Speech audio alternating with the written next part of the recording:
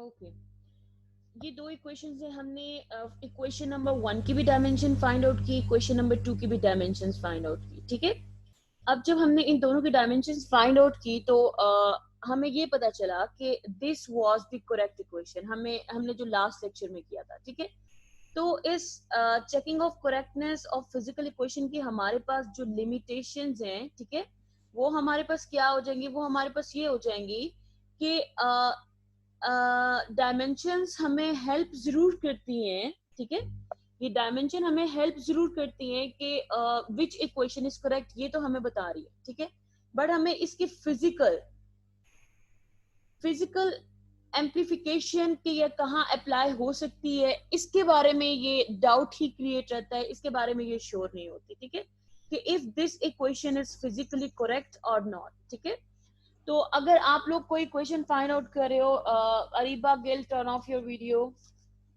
जैसे जैसे हमारे पास जैसे लिमिटेशन में डिस्कस हुआ है, इस फर्स्ट वाली लिमिटेशन में यही डिस्कस हुआ है कि हमें ये तो जरूर पता चल सकता है विच इक्वेशन इज करेक्ट, जैसे हमने ये एग्जांपल की थी, बट हमें ये नहीं पता चल सकता कि which if this equation is physically correct, जैसे कि इसके फिजिकल सिग्निफिकेंस क्या है, मतलब क्या ये फैक्टर्स एक दूसरे के ऊपर कितना डिपेंड करे, one of them is increasing other is decreasing, something like that. ठीक है, ये तो हमें पता चल जाता है, बट हमें इसकी डिटेल नहीं पता चल सकती।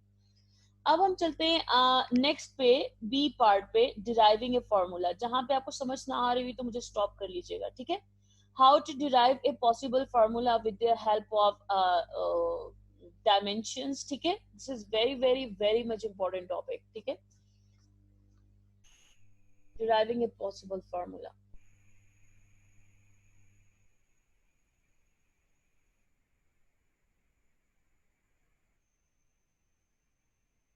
अब डिराइविंग ए पॉसिबल फार्मूला, हम कैसे कोई भी फार्मूला डिराइव कर सकते हैं with the help of dimensions.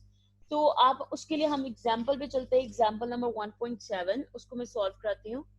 Example 1.7।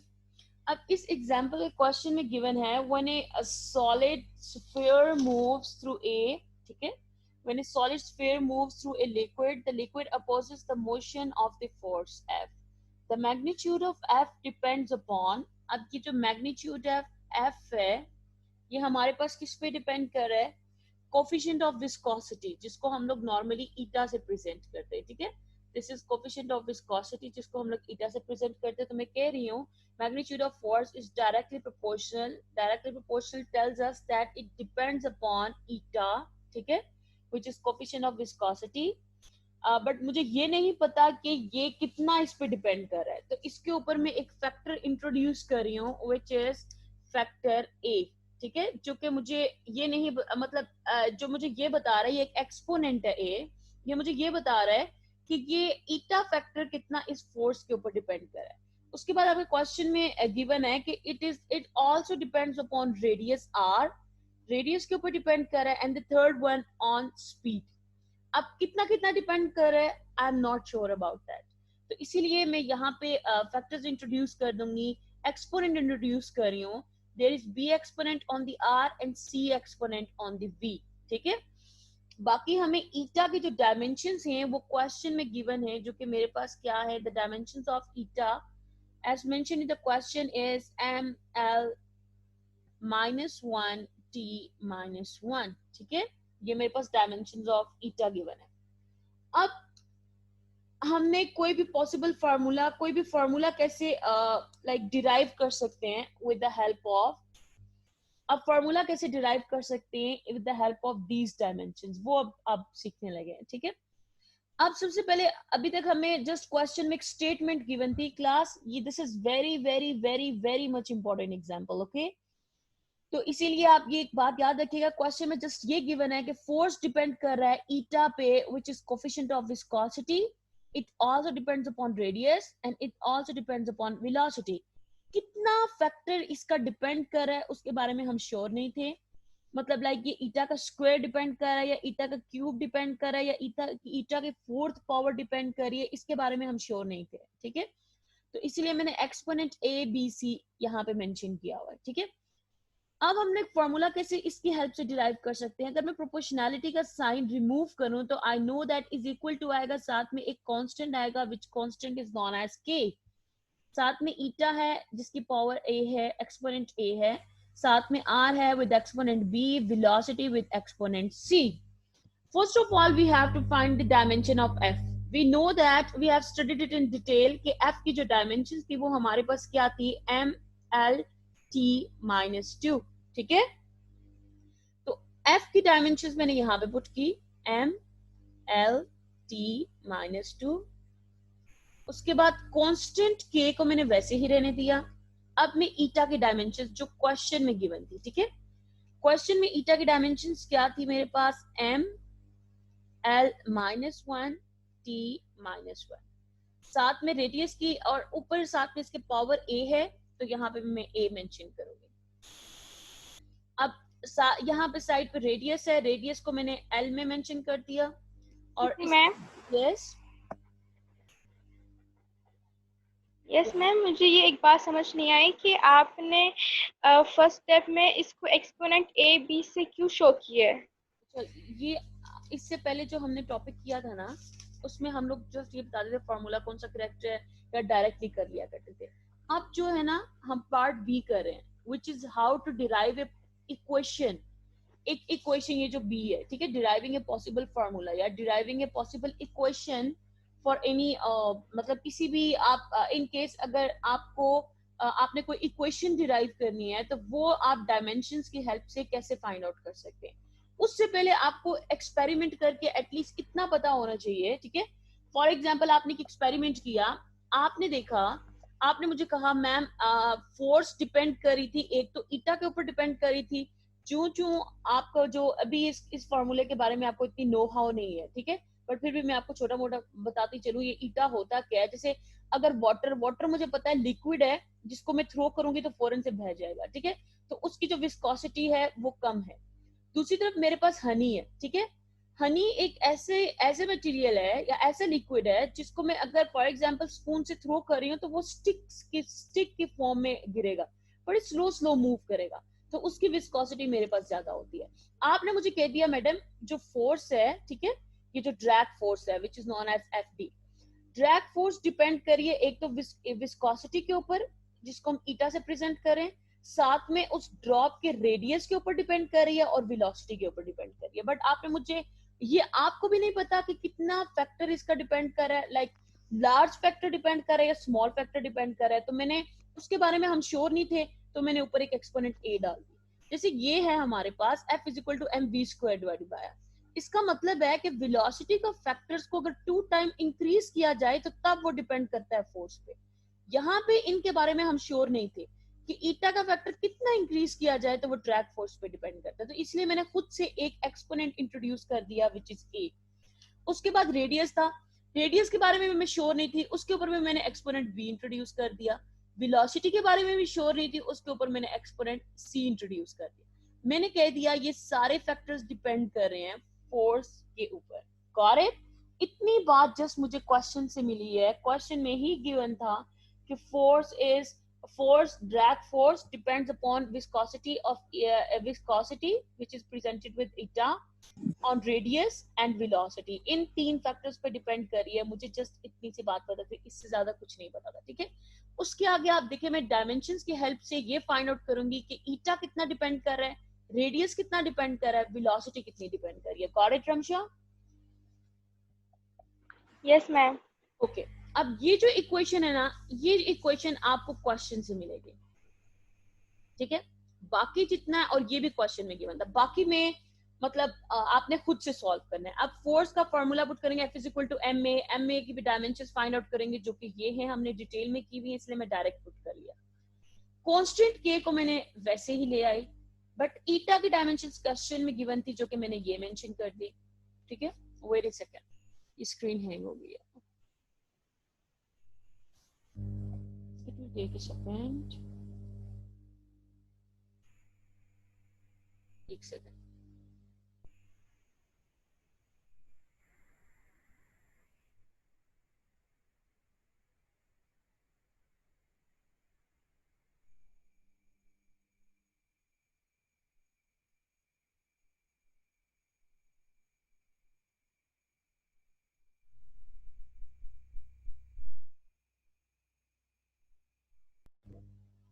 Okay अच्छा, एक तो के कांस्टेंट को वैसे मैंने लिख दिया, ईटा के जो डायमेंशंस हैं जो कि क्वेश्चन में गिवन थी वो मैंने मेंशन कर दी, M L minus one T minus one. Radius की जो डायमेंशन है विच इज एल, साथ में इसका फैक्टर बी पुट कर दिया, रेडियस को हमें पता है कि हम एल से प्रेजेंट करते हैं। उसके बाद फिर मेरे पास वेलोसिटी थी, वेलोसिटी की जो डायमेंशंस होती हैं वो हमने डिटेल में की हुई है which is L T minus one, ठीक है। साथ में इसके ऊपर जो एक्सपोनेंट है वो एक्सपोनेंट में यहाँ पे लिख रही हूँ विच इज एक्सपोनेंट सी, ठीक है। अब जितने भी ये फैक्टर्स हैं इन सब को मैं एक कंबाइंड फॉर्म में लिखने लगी हूँ, जैसे के और साथ में ये जितने फैक्टर्स हैं इनको मैं लिखने लगी हूँ, एम एक दफा था और उसकी पावर क्या है ए, तो साइड पे मैंने साथ में इसकी पावर मेंशन कर दी ए। अब एल आपके पास एक यहाँ पे है और एक यहाँ पे है। अब ये जो ए पावर है जब वन से मल्टीप्लाई होगी तो ये मेरे पास क्या हो जाएगा, एल माइनस ए, और साथ में ये एक एल की पावर बी है तो मैंने साथ में लिख दिया एल विद पावर बी, ठीक है। उसके बाद टी देखें, टी ये माइनस वन से मल्टीप्लाई होगा टी माइनस से, साथ में टी माइनस सी।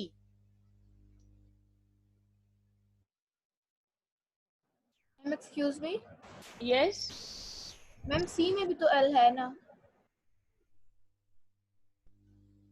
हाँ भूल गई, एल वेट,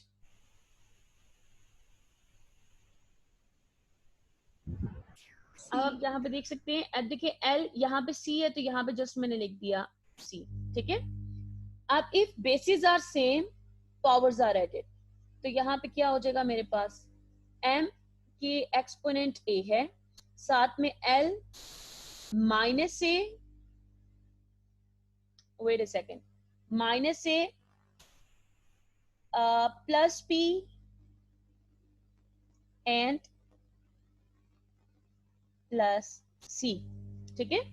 और t के पास मेरे पास जस्ट टू एक्सपोनेंट्स हैं which is minus a minus c, bracket close कर दी। साथ में फोर्स की प्रॉपरली वैसी ही ऊपर से नीचे आएंगी minus to.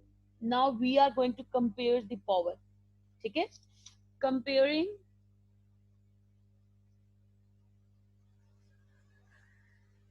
Power of m। अच्छा अब ये देखें, इस साइड पे m की पावर, m के ऊपर कुछ भी नहीं है तो इसका मतलब है अंडरस्टूड है यहाँ पे वन है, यहाँ पे l के ऊपर कुछ नहीं है, it's understood there is one here, ठीक है। तो अब यहाँ पे m की पावर क्या है, वन है, और इक्वेशन की दूसरी साइड पे m की पावर a है, ठीक है। तो मैंने इनकी पावर्स को इक्वेट किया, मतलब वन और दूसरी साइड पे क्या थी, जस्ट a थी, सो मुझे मेरे पास a की वैल्यू आ गई विच इज वन, ठीक है। अब मैं कंपेयर करने जा रही हूं, कंपेयरिंग पावर्स ऑफ L। अब L की पावर कंपेयर करने जा रहे हैं। अब इस इक्वेशन में आप देखें, यहाँ पे L के ऊपर वन है, ठीक है, one is equal to L के ऊपर, यहाँ पे L के ऊपर क्या है, minus a plus B plus C, तो मैं यहाँ पे क्या लिखूंगी, minus a plus B plus C is equal to, दूसरी साइड पे मेरे पास वन था, ठीक है। ए की तो वैल्यू ऑटोमेटिकली हमारे पास ऊपर गिवन है, वो मैं यहाँ पे पुट कर दूंगी, ये ए की वैल्यू यहाँ पे पुट की, this will be equal to minus one plus B plus C is equal to one. अब ये माइनस वन मेरे पास राइट साइड पे जाएगा, so the equation will be B plus C is equal to one plus one which is two, ठीक है। ये मेरे पास आ गया, this is known as equation number two. अब हम लोग थर्ड वन है विच इज टी, इसकी पावर कंपेयर करने जा रहे हैं, यहाँ पे इसके पास माइनस टू है और दूसरी साइड पे देखिए minus A minus C, so comparing powers of T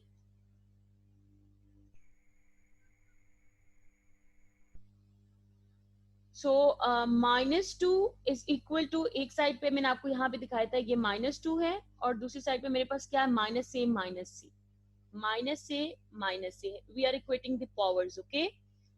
A की वैल्यू जरा पुट मैम यस मैम मुझे कंपेयरिंग पावर ऑफ एम नहीं समझ आया। ओके, मैं भी आपको दोबारा से बता देती हूँ। अब यहाँ पे मैंने वैल्यू पुट की a की which is -1c, so -c is equal to -2 + 1 because 1, एक सेकेंड मैं आपको बताती हूँ, 1 यहाँ पे चला गया हमारे पास, so this is equal to -1, minus will cancel out from both side, c is equal to 1, c की वैल्यू भी आ गई. Putting the value of equation 3 into 2.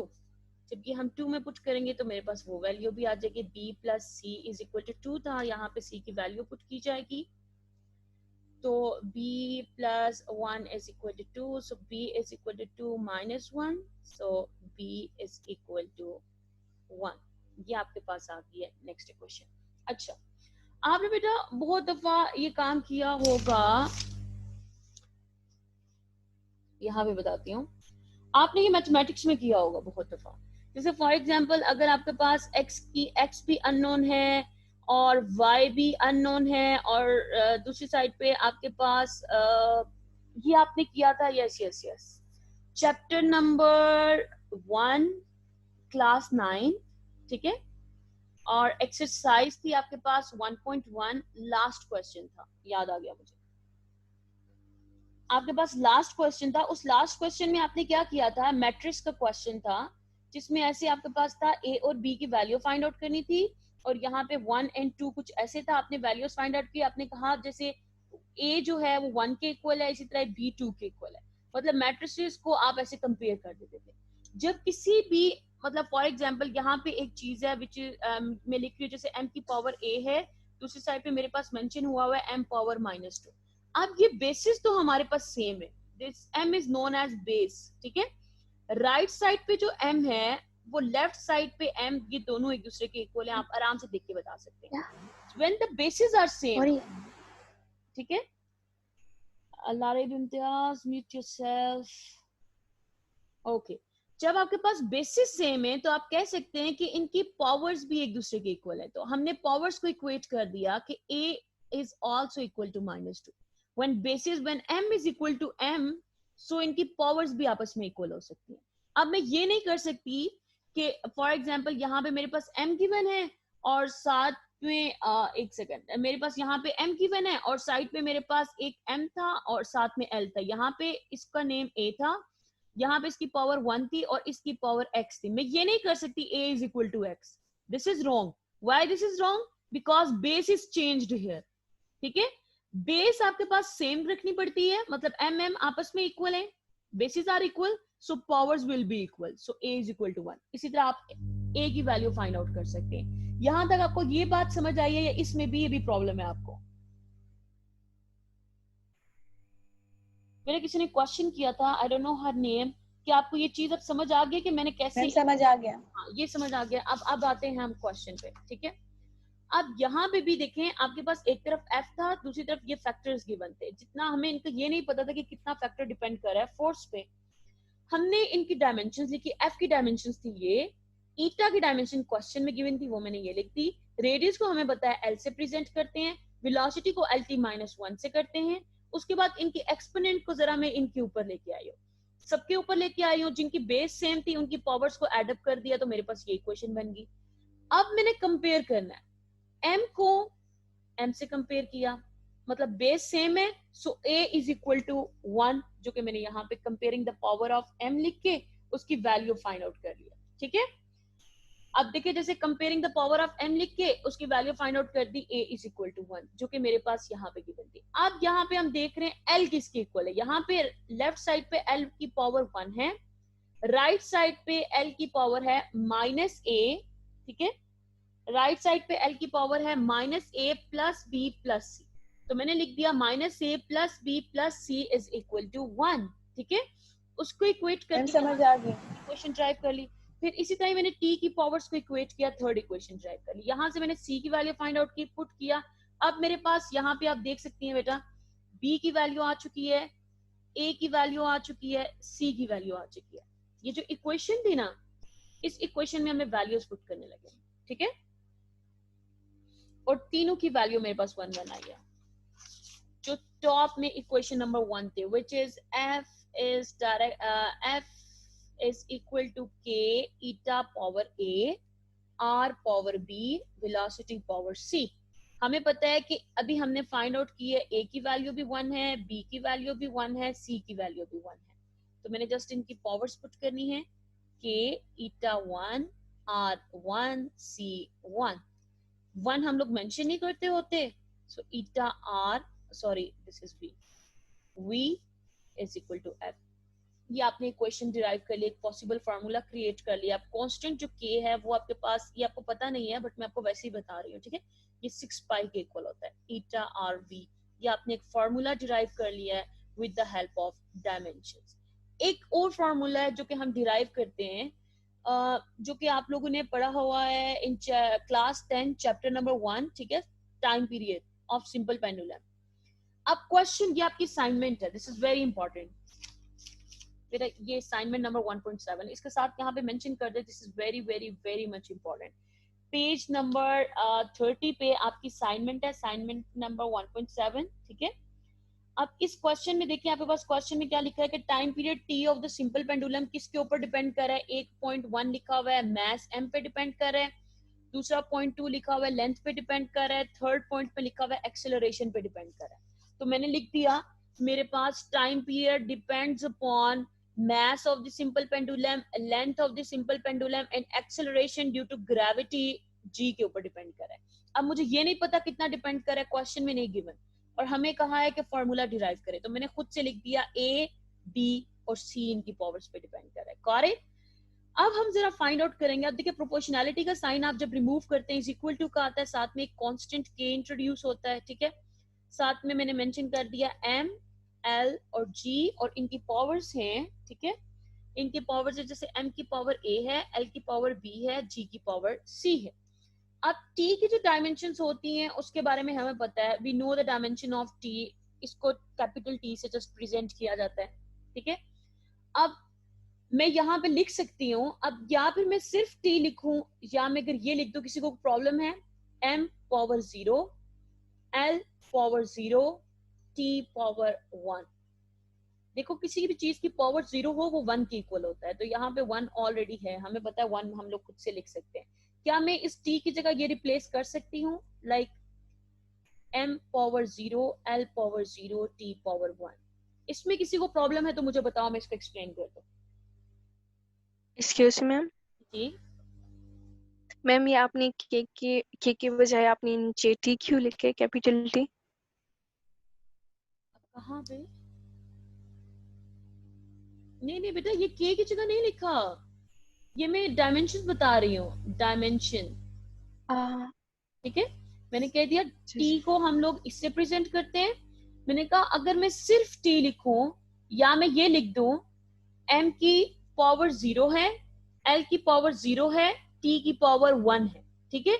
मतलब जिसकी पावर 0 होती है वो मेरे पास 1 के इक्वल होता है। अगर मैं यहाँ पे अब इसको फाइंड आउट कर रही हूँ, मतलब इसको अगर मैं यहाँ पे लिखूं, जिसकी पावर 0 होती है 1 के इक्वल होता है, m भी 1 हो गया, l भी 1 हो गया, सिर्फ t बचा मेरे पास, तो वही चीज आ रही है। तो इसको मैंने जरा इस फॉर्म में लिख दिया। किसी को प्रॉब्लम है इस चीज में तो मुझे बताएं। फिर मैम हम सिंपल टी क्यों ना लिखते हैं? हमने सिंपल टी इसलिए नहीं लिखना, देखें आप, जैसे अगर मैं सिंपल टी लिख दूं तो जब मैं m की पावर इक्वेट करूंगी तो यहाँ पे m आपको नजर ही नहीं आएगा, तो आप कंफ्यूज हो जाएंगे। तो इसलिए मैंने यहाँ पे खुद से लिख दिया m और साथ में उसकी पावर 0 लिख दी, जो कि ये बता रहा है कि m इसमें है ही नहीं। करेक्ट, ठीक है। अच्छा बेटा 10 मिनट्स के बाद आपकी मीटिंग जब ऑटोमेटिकली डिस्कनेक्ट होगी, आपने रीज्वाइन करनी है, ठीक है, क्योंकि आपका सिलेबस काफी पीछे जा चुका है। हमारी कंसेप्टिव क्लास थी फ्राइडे को जो कि नहीं हो सकी, ठीक है। तो इसी वजह से आपने रीज्वाइन करनी है मीटिंग के, जितने जल्दी कवर करेंगे। बस मैंने इसके बाद एमसीक्यूज डिस्कस करने हैं, कुछ न्यूमेरिकल्स है जो मैंने नोट्स आपको फॉरवर्ड कर दिए थे, वहां से जस्ट थोड़ा बहुत एक्सप्लेन करेंगे। अच्छा टी की डायमेंशन हमें पता चल गई है। अब हम चलते हैं डायमेंशंस ऑफ, अब m को किससे प्रेजेंट किया जाता है, m को हम लोग नॉर्मली m से प्रेजेंट करते हैं। l को किससे प्रेजेंट किया जाता है, इससे। g, g जो ग्रेविटी है, ग्रेविटी हमें पता है एक्सेलरेशन के इक्वल होती है, और एक्सेलरेशन की जो डायमेंशंस होती हैं वो हमने डिटेल में की हुई हैं, व्हिच इज lt पावर -2, ठीक है। इतना हमने ऑलरेडी, हमें पता है कि एक्सेलरेशन की डायमेंशन आपके पास इसके इक्वल होती है। अब इन सब की डायमेंशंस हम लोग इक्वेशन में पुट करते हैं। t की मैं यहाँ पे पुट करूंगी, m की मैं यहाँ पे पुट करूंगी, l की मैंने यहाँ पे पुट करनी है, और इसी तरह g मेरे पास यहाँ पे पुट होगी। मैं यहाँ पे पहले एक दो इक्वेशन लिख दूं। t is equal to k m power a l power b g power c। So k m की डायमेंशंस क्या है मेरे पास, capital M with power a, L की L with power B, G की LT minus 2 with power C। T को हमें पता है, अभी मैंने आपको ऊपर यहाँ पे बताया था, इसको मैं अगर लिख रही हूँ M0 L0 with T power 1, इसको मैंने इस फॉर्म में लिख दिया। ठीक है, अब मैं जरा इन सबको एक ब्रैकेट के अंदर रखने लगी हूँ। जो राइट साइड पे क्वेश्चंस हैं, राइट साइड पे जितनी भी इक्वेशंस थी वो क्या क्या थी मेरे पास, एक m, साथ में उसका एक्सपोनेंट क्या है a। अब दूसरी तरफ l है, l यहाँ पे भी है जिसका एक्सपोनेंट b है, और साथ में l यहाँ पे भी है जिसका एक्सपोनेंट c है। एक दफा मेरे पास l का एक्सपोनेंट b है, दूसरी दफा l का एक्सपोनेंट c है। थर्ड पे मेरे पास क्या है, t है जिसका एक्सपोनेंट मेरे पास c है। जब 2 से मल्टीप्लाई होगा this will be equal to minus 2c। यहाँ पे वैसे ही आपके पास आएगा m power 0 l power 0 t power 1। अब इसको जरा, इनकी बेसिस सेम है तो पावर्स ऐड अप करके मैं आगे जरा मेंशन करती हूँ। अब यहाँ पे मैं ऐसे लिख सकती हूँ, पहले मैं उस इक्वेशन को जरा लिखती हूँ यहाँ पे कि मुझे पीछे ना जाना पड़े। जो मैंने पीछे इक्वेशन लिखी है मैं वही वापस लिख रही हूँ यहाँ पे। m की पावर a है, l की पावर b, l की power c, t minus 2c। अच्छा, अब यहाँ पे देखे, यहाँ पे तो मैंने नॉर्मल लिख दिया m power 0 l power 0 t power 1, but right side पे आपके पास क्या होगा, m की पावर a है, basis are same, powers are added b plus c। ठीक है, और यहाँ पे t की पावर जो है वो माइनस 2c ही रहेगी। अब हम कंपेयर करने लगे। सबसे पहले कंपेयर करेंगे m को, comparing powers ma'am of, brown colour से इतना डार्क नजर नहीं आ रहा। ओके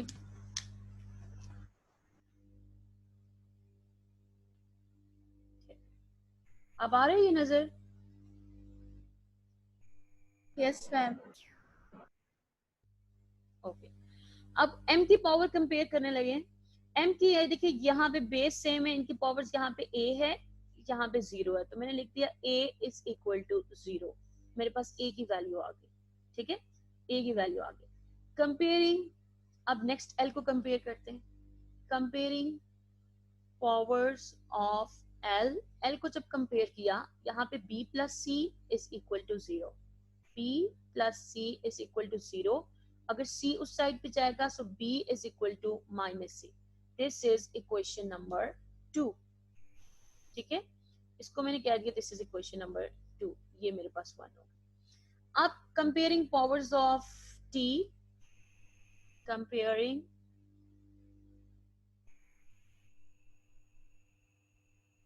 ठीक है, t की पावर यहाँ पे आपके पास लेफ्ट साइड पे 1 है, यहाँ पे माइनस 2c है। यहाँ से c की वैल्यू फाइंड आउट करेंगे तो क्या हो जाएगी, माइनस 1/2। ये c की वैल्यू आ गया। अब c की वैल्यू मैं यहाँ पे पुट करूंगी तो मेरे पास b की वैल्यू आ जाएगी। अब मैंने जब इसको पुट किया,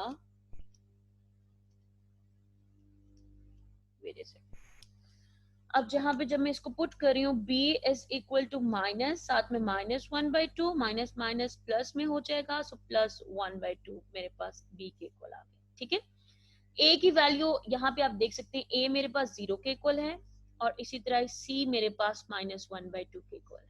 इसको मैं जो टॉप पे इक्वेशन लिखी थी which is t is equal to k m power a l power b g power c values put करने लगी हूँ। k तो वैसे ही आया, m जो है, m की पावर, a की पावर क्या है 0, यहाँ पे 0 लिख दिया। l का वैल्यू आई थी मेरे पास l 1/2, g की वैसे ही वैल्यू आई थी माइनस 1/2।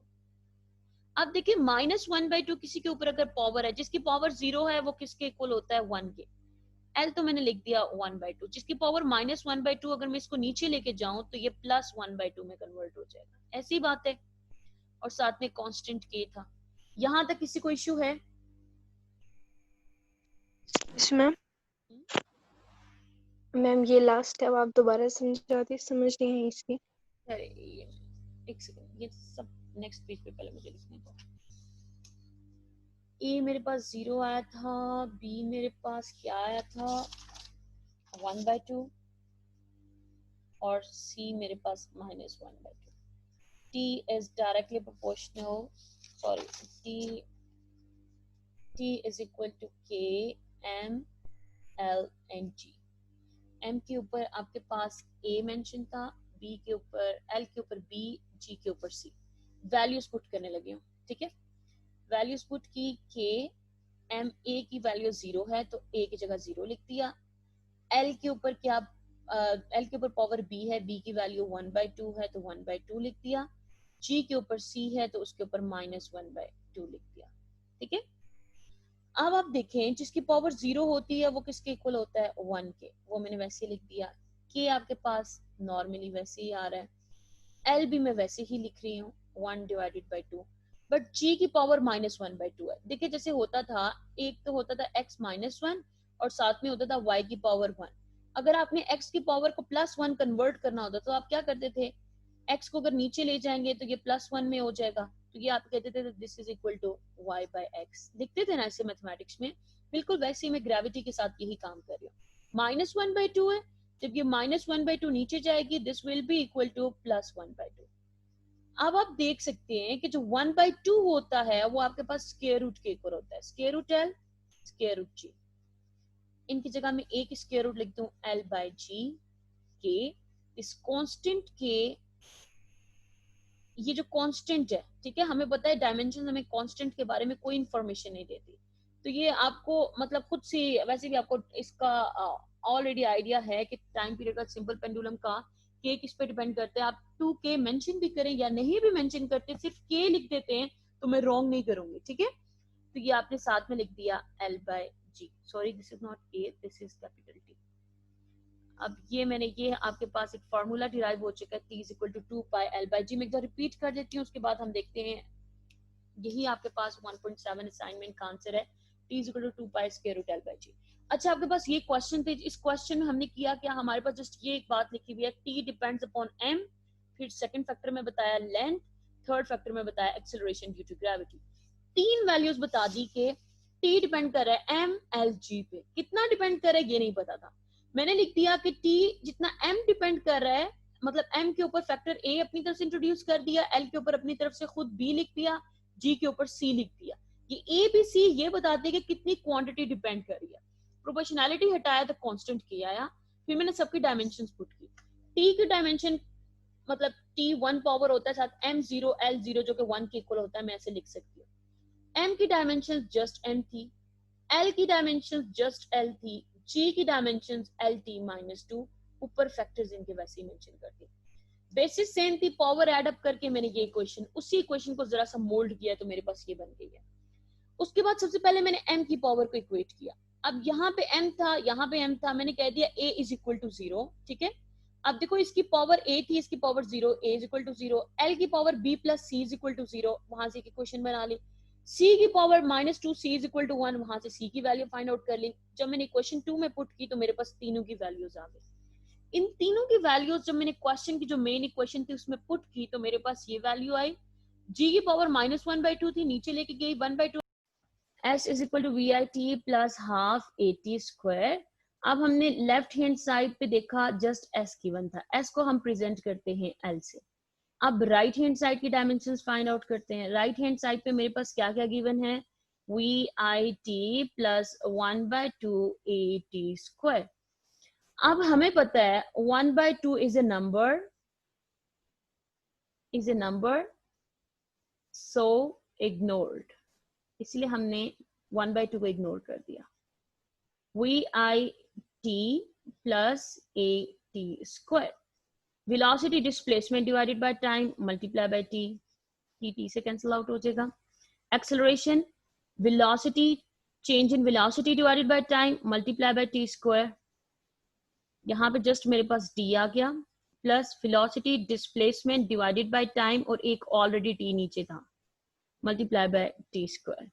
अब आप देख सकते हैं ये T क्या बन जाएंगे हमारे पास, T स्क्वायर और यहाँ पे भी टी स्क्वायर थे और यहाँ पे जस्ट मेरे पास डी था। टी स्क्वायर आपके पास टी स्क्वायर से कैंसिल आउट हो जाएंगे, तो d प्लस d बचा which will be equal to 2d. 2 is a number, we will ignore it. Wait a second.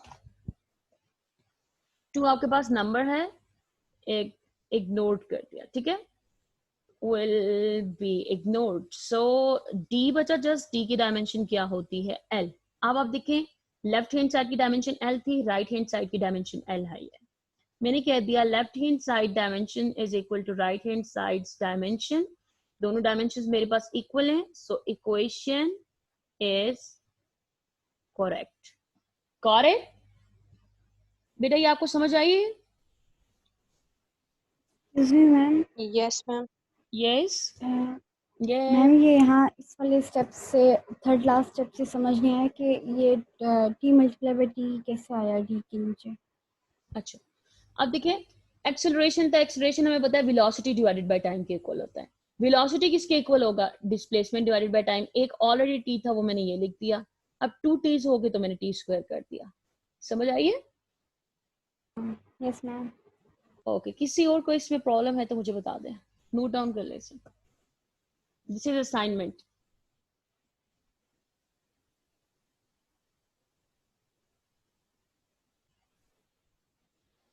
किसी और को इसमें प्रॉब्लम है तो मुझे बता दें। नहीं है, ओके चलते हैं एमसीक्यूज करते हैं जरा। एक्सरसाइज के एमसीक्यूज हैं आपके पास। मुझे पता है प्रिसीजन एंड एक्यूरेसी रह गया हमारे पास। Yes yes Nawal Shahid. Ma'am वही प्रिसिजन एंड एक्यूरेसी का पूछना। हाँ, प्रिसीजन एक्यूरेसी हमारे पास रह गया, वो हम आज नहीं करेंगे, वो हम कल कर लेंगे, ठीक है। आज मैंने जरा एमसीक्यूज और न्यूमेरिकल जरा आपको एक दफा करा दूं क्योंकि इनसे मैंने आपका टेस्ट लेना है, ठीक है। तो आपके पास एमसीक्यूज आप देख सकते हैं, मैंने राइट ऑप्शन तो वैसे भी मार्क किए हुए हैं। फर्स्ट वन है what is the radian measure between the arms of watch at 5 PM। अब ये जो क्वेश्चन है, अब ये आपको ये ना समझिएगा ये जस्ट आपको एमसीक्यूज में आएगा। अब ये क्वेश्चन में शॉर्ट पॉइंट ऑफ व्यू से भी दे सकती हूँ because this is a numerical. ये जो 1 वाला पार्ट है ये आपके पास न्यूमेरिकल है और ये मैं short as a short question भी दे सकती हूँ 3 मार्क्स का, इन केस में टेस्ट ले रही हूँ या पेपर ले रही हूँ। तो ये जितने भी एमसीक्यूज हैं जो आपके पास न्यूमेरिकल बेस्ड होते हैं, जिनकी प्रॉपर्ली डेरिवेशन होती है, उनको सॉल्व किया जाता है, तो उस तरह के हम लोग नॉर्मली आपके जो बोर्ड एग्जाम्स में होते हैं ना, वो एज ए शॉर्ट क्वेश्चन आते हैं। अब जो फर्स्ट क्वेश्चन है कि रेडियन को आपने मेजर करना है जब आपके पास आपकी जो क्लॉक है वो 5 PM टाइम बता रही है। अब हमें पता है कि ये अगर इन केस मेरी क्लॉक है और टाइम मेरे पास 5 है, ठीक है, मैंने लिखा। अब हमें पता है कि ये जो एक कंप्लीट राउंड है, जो हमें पता है ये यहाँ पे 12 होता है, यहाँ पे 1 होता है। 1 से मतलब अगर इस कंप्लीट राउंड ट्रिप को देखा जाए, मतलब कंप्लीट 12 आवर्स आपके पास किसके इक्वल हो रहे हैं? कंप्लीट सर्कल क्रिएट करें विच इज 360 डिग्री, ठीक है। अब मैं अगर लिखूं 1 आवर, 1 आवर किसके इक्वल होगा? 12 360 से डिवाइड हो जाएगा। अब जब मैंने इसको डिवाइड किया, I don't have calculator right now, किधर रह गया बेटा? इसको डिवाइड करना क्या आ रहा है? किसी के पास है कैलकुलेटर?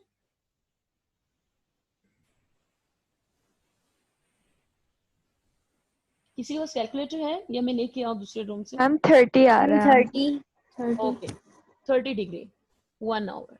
अब हमने फाइंड आउट करना है 5 आवर के लिए, तो मैंने 5 को यहाँ पे भी मल्टीप्लाई कर दिया, 5 को यहाँ पे भी मल्टीप्लाई कर दिया और 5 को दूसरी साइड पे इक्वेशन पे भी मल्टीप्लाई कर दिया। यहाँ पे 1 आवर था और यहाँ पे क्या था? 30 डिग्री, ठीक है। अब यहाँ पे हमने 5 आवर को रेडियन में मेजर करना है, तो मैंने यहाँ पे जस्ट 5 आवर लिखा हुआ है। दूसरी साइड पे ये मेरे पास वैल्यू होती है 5 मल्टीप्लाई बाय 30 डिग्री।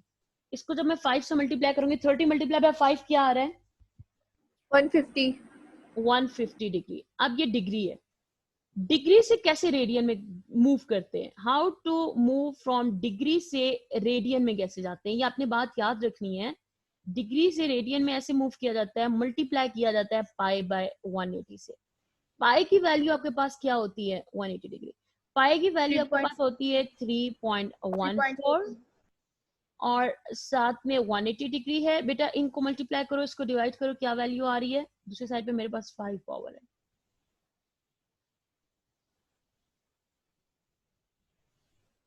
हाँ मुझे याद आ गई है 2.6, इसको मैंने थोड़ी देर पहले 2.6 2.6 आ रही है। हाँ 2.61 आ रही है। अब देखें अगर होता 2.4 तो मैं कह सकती कि देखें आप जब स्केल ड्रॉ करते हैं, अगर होता 2.4 तो मैं इसको 2 कह देती। अगर अभी ये 2.6 आ रहा है तो मैं इसको किसके, ये 3 के करीब है या ये 2 के करीब है? 3 के ज्यादा करीब है तो मैं इसको 3 रेडियन कंसीडर कर लूंगी। ठीक है, आपके पास आंसर गिवन है 1 रेडियन, 2 रेडियन, 3 रेडियन, 4 रेडियन। अब 2.61 आपके पास नियरेस्ट वैल्यू कौन सी थी? 2 थी या 3 थी? तो 3 थी तो मैंने 3 को मार्क कर दिया। Got it? यहाँ तक है? ओके अच्छा, अब आपके पास ये 1 डिग्री है। क्वेश्चन है 1 डिग्री किसके इक्वल होता है? ठीक है, 1 डिग्री है, आपको पता है 1 डिग्री है, कैसे सॉल्व करेंगे? 1 multiply by pi by 180, degree से रेडियन में कन्वर्ट हो जाते हैं, तो 3.14 डिवाइडेड बाय 180 करें, क्या आ रहा है आपके पास? 0.0174 0.0174 रेडियन।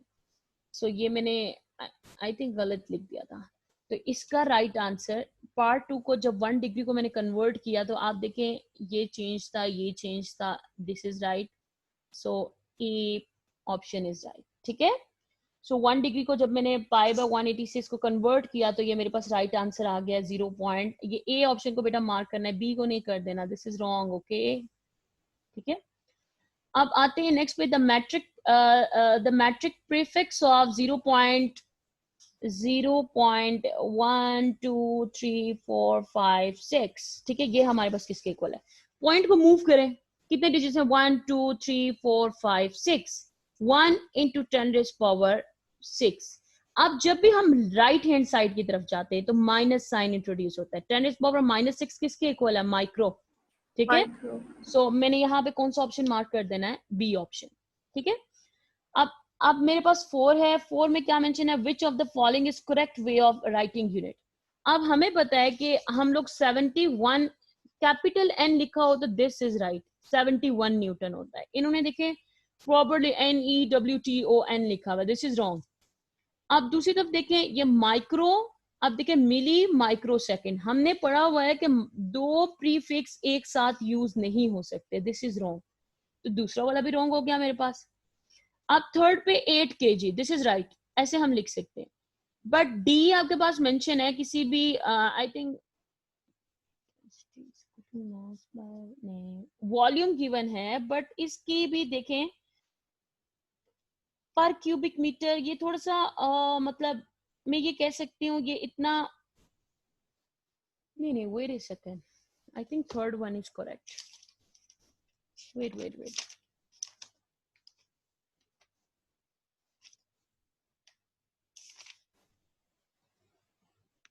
मैम 8 kg के kg में k कैपिटल है। के कैपिटल है, मुझे भी यही लग रहा है। हाँ, तो ये मेरे पास सी जो ऑप्शन है इसमें दिस के is capital, this is wrong. ठीक है, तो इसलिए मैं आगे चेक करने जा रही थी। अब डी जो है वो मेरे पास करेक्ट है। अब डी जो है देखिए, density is equal to mass by volume, mass इस बॉडी का, वॉल्यूम गिवन है, मास का यूनिट होता है हमारे पास स्मॉल केजी, वॉल्यूम होता है हमारे पास मीटर क्यूबिक, मीटर क्यूबिक ऊपर मूव करेगा सुपर क्यूबिक मीटर। ठीक है, और केजी का फर्स्ट जो के होता है वो हम स्मॉल से प्रेजेंट करते हैं, यहाँ पे कैपिटल से प्रेजेंट था तो इसलिए this is wrong, this is right. ठीक है, अब उससे नेक्स्ट में देखिए, student measures the distance of several times, the reading lies between 49.8 centimetre and 50.2 centimetre, the measurement best recorded as. अब 2 रीडिंग थी मेरे पास, एक 49.8 थी, दूसरी 50.2 सेंटीमीटर। जब मैंने आपको अनसर्टेनिटी का टॉपिक कराया था, अनसर्टेनिटी के टॉपिक में मैंने आपको ये बात बताई थी कि हमने बीच में से कोई एक ऐसी वैल्यू चूज करते हैं, जैसे अगर मैं 50 चूज कर रही हूँ, 50 में से अगर मैं सब्ट्रैक्ट करूंगी 0.2 सॉरी 0.2 सब्ट्रैक्ट करूंगी तो मेरे पास ये वैल्यू आ जाएगी। अगर 0.2 एड अप कर रही हूँ तो मेरे पास ये वैल्यू आ जाएगी। तो मैंने लिख दिया 50 विद अनसर्टेनिटी 0.2 सेंटीमीटर। अब ये देखें किससे ऑप्शन मैच कर रहा है, ये मेरे पास सी से ऑप्शन मैच कर रहा है, तो मैंने सी ऑप्शन को करेक्ट कह दिया। ठीक है, अब उससे नेक्स्ट एमसीक्यू है हमारे पास, the percent uncertainty of the measurement this is. अब ये जो मेरे पास रीडिंग थी वो मेरे पास क्या थी, 3.76 with uncertainty 0.25। इसको हमें पता है परसेंटेज अनसर्टेनिटी में कैसे मूव करते हैं, 3.76 ये तो हमने ऐसे ही लिखा, और 0.25 को डिवाइड करेंगे with actual value multiply by 100। जब हमने इसको बेटा करना है तो देखिए क्या आ रहा है, इसको सॉल्व करें जरा। 6.6%। ठीक है, ये आपके पास परसेंट में आ गया। अब हमने यहाँ पे देखा कि कौन सी वैल्यू थी, तो बी ऑप्शन इज करेक्ट। ठीक है, अब 7 पे चलते हैं। 7 में the temperature of two bodies measured by thermometer are, एक T1 वैल्यू एक T2 है, the temperature difference and the error there in is. अच्छा, हमने एक तो टेम्परेचर डिफरेंस बताना है, साथ में उसकी अनसर्टेनिटी भी बतानी है। एमसीक्यू नंबर 7, T1 की वैल्यू है 20 with uncertainty 0.5 degree centigrade. T2 की वैल्यू मेरे पास गिवन है 50 with uncertainty 0.5 in degree centigrade. So difference बताना है, T2 will be subtracted from T1. The value of T2 is 50 with uncertainty 0.5 degree centigrade. को subtract किया 20 with uncertainty 0.5 degree centigrade. Actual value will be subtracted with the actual value. 50 will be subtracted with 20, but uncertainties are always added up. So 0.5 degree will be add up into 0.5. This will be equal to, ये किसके equal आ रहा है, 0.5 plus 0.5 1 1। ठीक है, 1 degree centigrade, यहाँ पे मेरे पास आ गया 30। अब आप देखें अनसर्टेनिटी में ये जो सी ऑप्शन है, this is correct, 30 with uncertainty this. कहाँ पे 60 minus 30 कहाँ पे बेटा, 60 तो नहीं है, दिस इज 50। ठीक है, this is not 60, this is 50। हमें आता 50 है, क्या हुआ, पे आपने 60 लिखा हुआ है। कहाँ पे 60 लिखा है मैंने बेटा, ये मेरा 5 लिखा हुआ है। अब ठीक है। ये मेरा 5 था। चलते हैं। Bariha Farooq, you have missed 1 class, और आप दूसरा लेक्चर आप अटेंड करें, आपको बहुत प्रॉब्लम हो गई। चलते हैं MCQ number 8, 5.0 meter. Ma'am, I saw your message now. I was not at home yesterday. Okay, but you have read the message that I'm taking class. Then why you were not here? Okay. I saw it now. Okay बेटा, ये 2 values हैं, एक मेरे पास ये value है और एक मेरे पास ये वैल्यू है। ठीक है, अब these 2 values are multiplied. Original number, actual value will be multiplied with each other like 5 multiplied by 3. ठीक है, और साथ में जो इनकी अनसर्टेनिटीज हैं they will be added up, मतलब 4 multiplied by 3.3%. ठीक है, 3.3%। इनको एड अप करें बेटा, क्या आ रहा है, 5 3 7.3 15 मीटर सेकंड with uncertainty 7, क्या आ रही है, 7.3 7.3%। अब 8 MCQ का राइट ऑप्शन मेरे पास क्या हो गया, बी हो गया। ठीक है, अब हम आते हैं MCQ नंबर 9। क्वेश्चन में मेरे पास है 2 मीटर विद अनसर्टेनिटी 2%। ठीक है, साथ में क्यूब गिवन है। हमें पता है एक्चुअल वैल्यू को तो नॉर्मली क्यूब ले लेते हैं, बट जो अनसर्टेनिटी होती है उससे आके ये पावर मल्टीप्लाई होती है। क्यूब आके मल्टीप्लाई हुआ with uncertainty which was in percentage, so this is equal to 8, but 3 2 6%। ये आपके पास राइट ऑप्शन है। तो यहाँ पे अब हमने देखा हमारे पास कौन सा राइट ऑप्शन है, ए भी नहीं है, बी भी नहीं है, सी भी नहीं है, डी है। सो मैंने डी को मार्क कर लिया। ठीक है मैम, हाँ हाँ मेरा वो क्वेश्चन पूछ रही थी मैडम आपने, और आगे चुप हो गई। मैम आपने पार्ट 7 कैसे किया? 2 टेम्परेचर से, ठीक है, और डिफरेंस फाइंड आउट करना था। हमें पता है डिफरेंस इन टेम्परेचर क्या होता है, T2 minus T1। T2 minus T1 किया, T2 T1 की वैल्यूज पुट की, एक्चुअल वैल्यू से सब्ट्रैक्ट किया, जो अनसर्टेनिटीज थी दे आर एडेड अप, और उसके बाद सब्ट्रैक्ट करने बाद 30 विद अनसर्टेनिटी 1 डिग्री सेंटीग्रेड, वो मैंने वैल्यू मेंशन की, देखा कौन सा राइट ऑप्शन था, she was the right option, मैंने मार्क कर दिया। करेक्ट? Yes ma'am. ओके, अब चलते हैं नेक्स्ट पेज पे, page number 32। The number of significant figures in measurement of this. अब इस मेजरमेंट में सिग्निफिकेंट फिगर्स कितनी है वो हमने काउंट करनी है। Leading zeros are always non significant, आगे वाले जितनी ये वैल्यूज है दीज आर सिग्निफिकेंट, 1 2 3 4 5 6 वैल्यूज हैं, तो 6 significant figures. How many significant figures does this value have? अब इस वैल्यू को जब एड अप करेंगे तो क्या आ रहा है, 1.362 प्लस 225.2, इनको एड अप करें, क्या आ रहा है आपके पास? 26.562. Okay, wait a second, 25.5 ma'am. एक सेकंड, एड अप किया तो 6.562. 20। बेटा कैलकुलेटर पे जितनी रीडिंग लिखी हुई है वो सारी मुझे बोल दें। मैम सारी है। ओके, 26.562. 26.562। अच्छा, एडिशन का हमारे पास एक रूल होता है। एडिशन का हमारे पास क्या रूल होता है कि हमने चेक करनी होती है कि पॉइंट के बाद किसके पास लीस्ट नंबर ऑफ फिगर्स है। पॉइंट के बाद एक लीस्ट है, यहाँ पे मेरे पास 3 थी तो मैंने एक को काउंट करना है, तो एक मेरे पास 5 है, तो ये उससे नेक्स्ट नंबर क्या है, 6 है। अगर ये 5 से ग्रेटर हो तो हम इसके अंदर इंक्रीमेंट कर देते हैं, तो इंक्रीमेंट मेरे पास हो कि क्या वैल्यू आ जाएगी, 6। ठीक है, सो 20। और अब इसमें देखें कितनी सिग्निफिकेंट फिगर्स हैं, 3, तो मेरे पास कौन सा ऑप्शन राइट होगा, 3, बी ऑप्शन। अब चलते हैं 12 पे, compute the result of the correct number of significant digit in this. आप इन दोनों वैल्यूज को एडअप करें, 1.513 प्लस 27.3 क्या आ रहा है आपके पास, 28.813.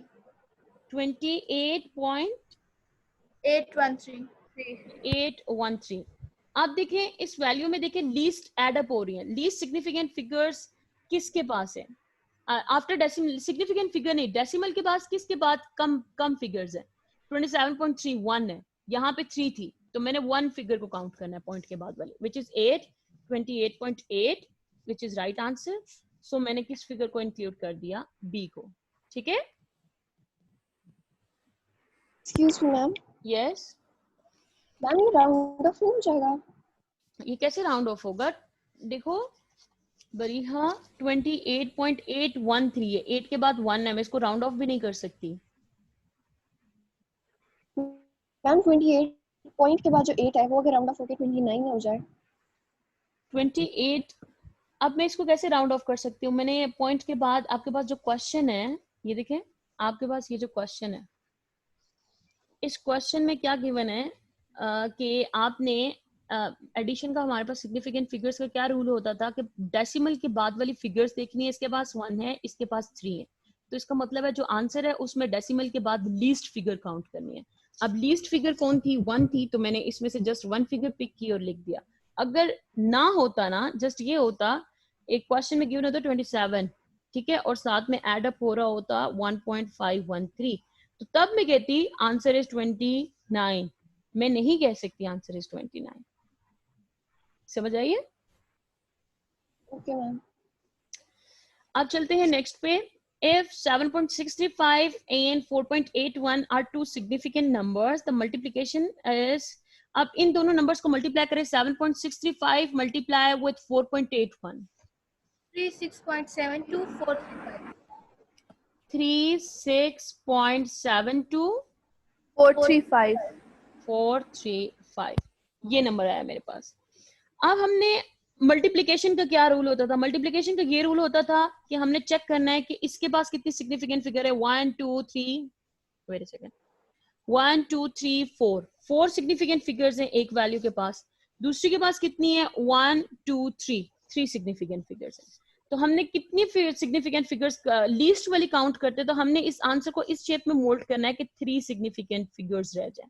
तो इसको मैंने देखा मोल्ड कर दिया 36.7 में, so 36.7 is the right answer. तो यहाँ पे कौन सा वाला ऑप्शन मार्क किया जाएगा, D1। ओके, अब चलते हैं इसे नेक्स्ट पे, which is 14 the precision of measurement 385,000 kilometre. अब इसमें इसको बेटा अभी 14 को छोड़ें, ये आपको मैं पहले टॉपिक समझाऊंगी तो फिर आपको कराऊंगी। अब 15 है, 15 कह रहे हैं कि जब आपके पास डायमेंशन है M0 L0 T0, wait a second मैं मोफी जरा अटैच कर रहा हूं।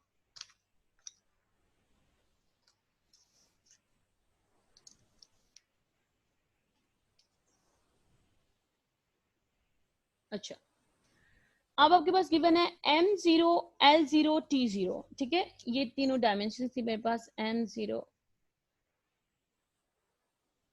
L0 T0। अब कह रहे हैं कि ये मेरे पास किसकी डायमेंशन होंगे, या क्वेश्चन में गिवन है क्या ये स्ट्रेन की है या रिफ्रैक्टिव इंडेक्स की है या मैग्निफिकेशन की है। स्ट्रेन का क्या फॉर्मूला होता है, अब इसका मतलब क्या है कि ये सारी आपस में 0 होके आपको 1 दे रही है, मतलब नो डायमेंशन, ठीक है, इसका मतलब है 1 दे रही है, m जिसकी भी पावर 0 1 के इक्वल होता है, नो डायमेंशन। स्ट्रेन का फॉर्मूला होता है change in length divided by original length, इसकी भी डायमेंशन L होगी, इसकी भी डायमेंशन L होगी, कैंसिल आउट होके 0, मतलब 1 दे रही है, सॉरी 1 आ गया। दूसरी तरफ देखते हैं जरा रिफ्रैक्टिव इंडेक्स का क्या फॉर्मूला होता है। रिफ्रैक्टिव इंडेक्स आपके पास n के इक्वल होता है, जिसको आप कहते हो c/v, c speed of light with the speed of light in the medium. Speed of light की भी LT-1 है डायमेंशन, इसकी भी LT-1 है। इनको जब मैंने आपस में सॉल्व किया तो यहाँ पे भी मेरे पास 1 आ गया। दूसरी तरफ है magnification, chapter number I think 3 में आप लोगों ने किया हुआ है। मैग्निफिकेशन का क्या फॉर्मूला होता है, size of image over size of object. Size of image को भी हम लेंथ में कैलकुलेट करते हैं, साइज ऑफ ऑब्जेक्ट को भी लेंथ में कैलकुलेट करते हैं, उसका भी आंसर 1 है। मतलब मेरे पास जो रिफ्रैक्टिव स्ट्रेन की भी नो डायमेंशन, रिफ्रैक्टिव इंडेक्स की भी नो डायमेंशन, मैग्निफिकेशन की भी no dimension. So all of these are the correct option. So हम D को मार्क करेंगे। Got it? अब चलते हैं इससे नेक्स्ट पे, the dimension of torque. Dimension of torque हमने फाइंड आउट करनी है। टॉर्क होता है हमारे पास R cross F, so F equal होता है ma के, so m change in velocity divided by time, r multiplied by m, velocity displacement divided by time, already t here था, m d by t square। Dimensions put करेंगे, r को हम l से present करते हैं, m को हम capital M से, d को l से, t को t यहाँ पे आ गया, साथ में स्क्वायर आ गया, सो ये क्या हो गया m l स्क्वायर, t नीचे से ऊपर मूव करेगा t-2। तो हमने देखा which option is correct, so C option is correct, तो मैंने इसको मार्क कर दिया, ठीक है, ओके। अब हम चलते हैं जरा न्यूमेरिकल्स को देख लेते हैं। न्यूमेरिकल्स मैंने आपके ऑलरेडी रात में सॉल्व कर दिए थे, नोट्स भी आपको ग्रुप में फॉरवर्ड कर दिए हैं। फर्स्ट वाला न्यूमेरिकल पहले सबसे इजी वाला कर लेते हैं, इजी तो कोई भी नहीं है, ओके। ऐसे करें न्यूमेरिकल्स कल कर लें, इतना काफी है आज। Yes ma'am. Yes ma'am Tuesday के टेस्ट का समझा दें आपने। अच्छा, अब ट्यूसडे के टेस्ट में डिस्कस कर लो। ट्यूसडे के टेस्ट में एक तो आपके पास ये एमसीक्यूज हैं, ठीक है। अब ये एमसीक्यूज मैंने ऐसे नहीं देने, इन एमसीक्यूज की मैं वैल्यूज चेंज करूंगी, ठीक है। क्या पता मैं ये ऐसे भी उठा के दे दूं, इनकी मैंने या तो वैल्यूज चेंज करनी है, इन्होंने ये चीज पूछी हुई है, कॉन्सेप्ट्स आपके क्लियर होने चाहिए, इनका आपका कॉन्सेप्ट क्लियर होना चाहिए। और आपका टेस्ट मैंने इतना लेंथी रखना है कि आपके पास बिल्कुल भी टाइम नहीं होगा किसी फ्रेंड को टेक्स्ट कर सके विच ऑप्शन इज राइट, ठीक है। तो इसलिए बेटर होगा आप सब अपना अपना ही करें, आपका पेपर थोड़ा लेंथी होगा।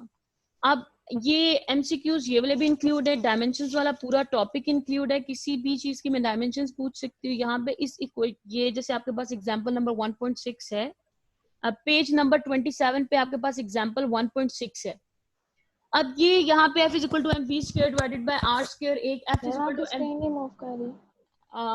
वो मुझे भी थोड़ी बहुत नजर आ रही थी एक्चुअली। इसके बाद साथ जब भी चार्जर अटैच करो ना तो ये कुछ ऐसे ही करने शुरू कर देता है।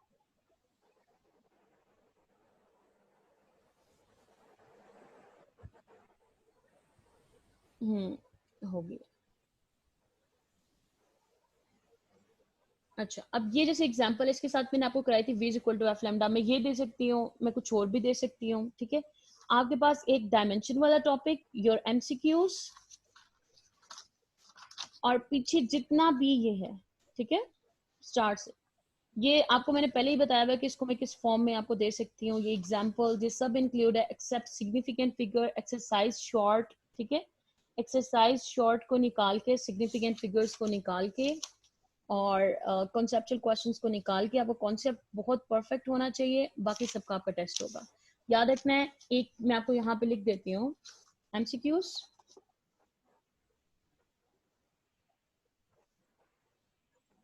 डायमेंशन, ठीक है, डायमेंशंस कंप्लीट है, ठीक है, और इनके एग्जाम्पल, इनके असाइनमेंट्स, और उसके अलावा बाकी स्टार्ट से जितना भी हमने किया था फिजिक्स से, जो हमने डिस्कस करना शुरू किया था अप टू सिग्निफिकेंट फिगर्स, और इनके जो रूल हैं, इनके रूल्स की बेसिस पे मैंने बहुत सारे न्यूमेरिकल्स या एमसीक्यूज दे सकती हूँ, ठीक है। इसके जो सिग्निफिकेंट फिगर्स के रूल्स हैं, मतलब आपने इनको मोल्ड करके दिखाना है, तो मतलब कुछ भी ऐसे इस टाइप का क्वेश्चन में आपसे पूछ सकते हैं।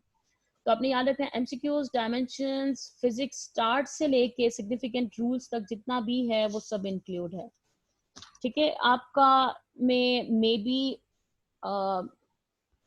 फिजिक्स की गूगल क्लासरूम पे आपका टेस्ट लूंगी, ठीक है।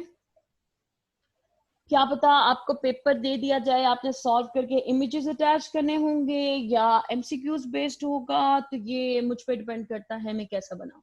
आपने प्रिपेयर करना है सब्जेक्टिव वाइज भी और एमसीक्यूज टाइप भी आपने प्रिपेयर करना है। इन दोनों पॉइंट ऑफ व्यू से आपने अपना टेस्ट प्रिपेयर करना है। And best of luck. बहुत थक चुकी हूँ। मैम प्रिसीजन और एक्यूरेसी भी है?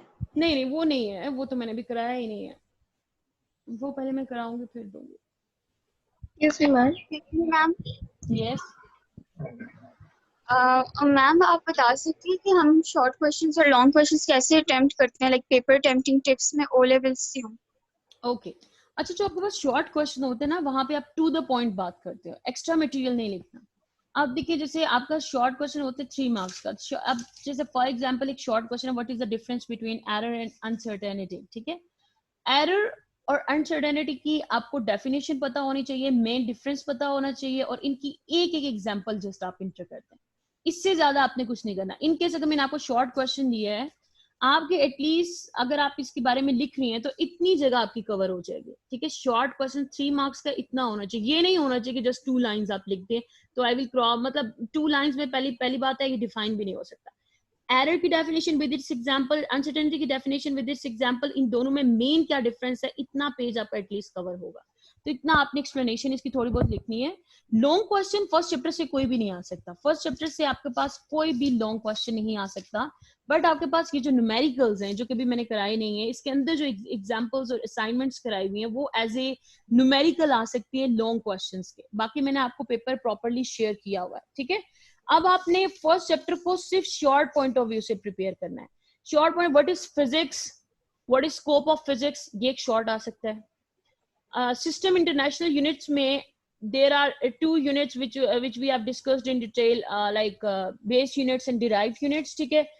Is the supplementary units a part of system international unit? No, it is not part of आपने इसके बारे में explain कर देना है थोड़ा बहुत, मतलब इसकी explanation just 3 to 4 lines आ सकती है, ठीक है।